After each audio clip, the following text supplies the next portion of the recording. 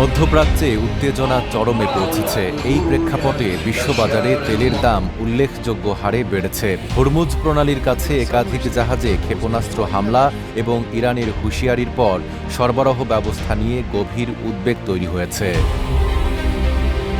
এশিয়ার বাজারে এক পর্যায়ে দাম 10% বেশি বাড়লেও পরে কিছুটা কমে আসে। সর্বশেষ হিসাবে ব্রেন্ট অপরিশোধিত তেল ব্যারেল প্রতি $76.40 এবং ওয়েস্ট টেক্সাস ইন্টারমিডিয়েট অপরিশোধিত তেল $69.99 লেনদেন হয়েছে। বিশ্লেষকদের আশঙ্কা, সংঘাত দীর্ঘ হলে তেলের দাম $100 ছাড়িয়ে যেতে পারে। যুক্তরাজ্য সামুদ্রিক বাণিজ্য পরিচালনা সংস্থা জানিয়েছে, অন্তত 2টি জাহাজ অজ্ঞাত ক্ষেপণাস্ত্রের আঘাতে ক্ষতিগ্রস্ত হয়েছে।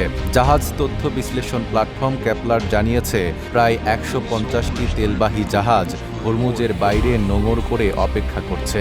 বিমা ব্যয় বেড়ে যাওয়ায় অনেক জাহাজ বিকল্প পথ বেছে নিচ্ছে। RICL TMX, যুগের পর যুগ স্থাপনা থাকে মজবুত।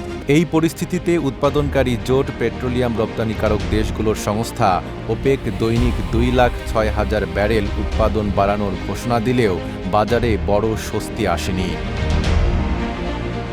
অন্যদিকে তেলের দাম বাড়ার প্রভাবে শেয়ার বাজারেও অস্থিরতা দেখা যাচ্ছে।